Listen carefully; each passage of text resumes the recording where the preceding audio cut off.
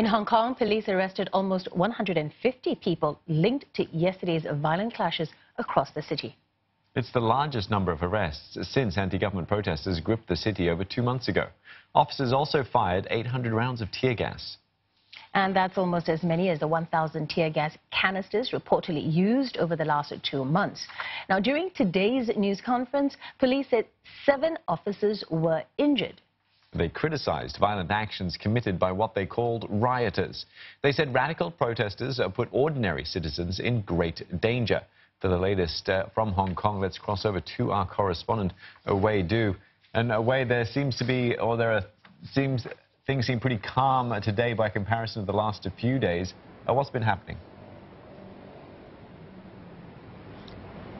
Yeah, absolutely, Steve. Right now, I'm standing outside the government headquarters. You can see they're still taking precautionary measures. The gates have been locked. These very big plastic barriers filled with water are still guarding the flagpoles. But what you don't see now are any protesters or police officers. Quite a contrast to yesterday when thousands of protesters surrounded this area and police fired rounds of tear gas into the crowd. So far today, the city is getting a much-needed reprieve from all that violence and disruptions yesterday. Earlier, there were some traffic congestions in yesterday's hotspots, and that's because some protesters have vandalized the traffic lights. But so far, it seems that things have quieted down a bit. I should be careful to say, though, the night is still young. These young protesters, they move very fast and they gather very fast. So we need to continue to monitor that situation. About that press conference earlier today in Beijing, now the most important takeaway when we went around talking to people in Hong Kong was the fact that Beijing said right now it still trusts Hong Kong police to handle law and order in a city. That seems to indicate, as of right now, the Chinese government does not intend to send the People's Liberation Army onto the streets of Hong Kong to maintain order.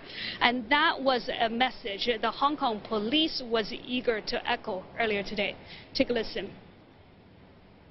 I must emphasize that police are capable and determined in controlling the unrest and restoring public order in Hong Kong. But the kiosk has extended to various districts, and public service have been affected undeniably. It takes 2 to tango. Both the police and the public have a role to play in restoring Hong Kong safety and stability. We must not tolerate violent and lawless behavior anymore.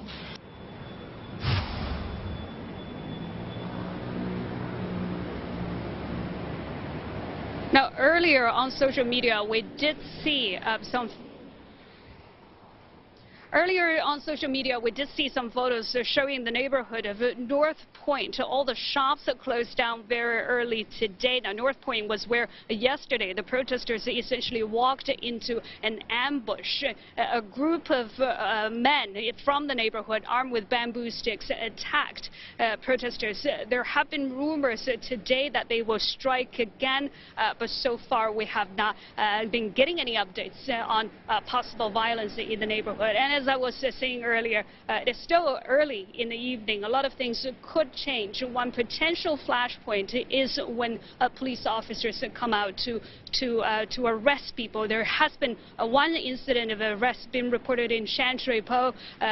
Some protesters are trying to organize more people to go into that neighborhood. We'll go over later to have a look. But so far, for the large part, the city has been peaceful today. Guys. Wei, you mentioned that the youngsters or the protesters, they move rather quickly. Do we have any idea if there's going to be more protests over the next few days? I mean, are you hearing anything from, the social media chat groups as well? There's a lot of confusion. If we're talking about this illegal, unauthorized protests anyway, it gets organized very, very quickly. And usually, even in the crowd, people are not sure where they're going to head to next. But we do know there are some protests planned for tomorrow. One is for some people to surround the Revenue Tower. That's Hong Kong's tax department.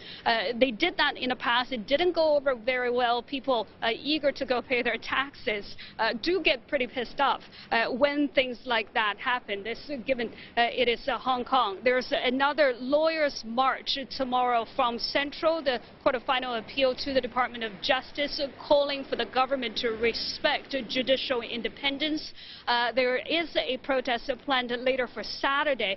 There are also some unauthorized flash mobs planned for the airport. So we do think there will be more protests. But the big question is, what is the turnout going to be? Reading from social media comments, it is possible that this movement has reached an inflection point. This is because a lot of these moderate protesters, after yesterday's violence, say they could no longer support such acts such as arson, especially setting fire to the living quarters of policemen's families. That said, though, we have come to such disagreements within the protesters' camp before. In the end, which way public opinion is going to go has as much to do with how the government handles escalating violence. And so far, the government's track record, the feedback from the people has not been stellar. Back to you guys. Thanks for that update, and definitely we'll be keeping our eye on that. We'll be speaking to our correspondent Wei Du in Hong Kong.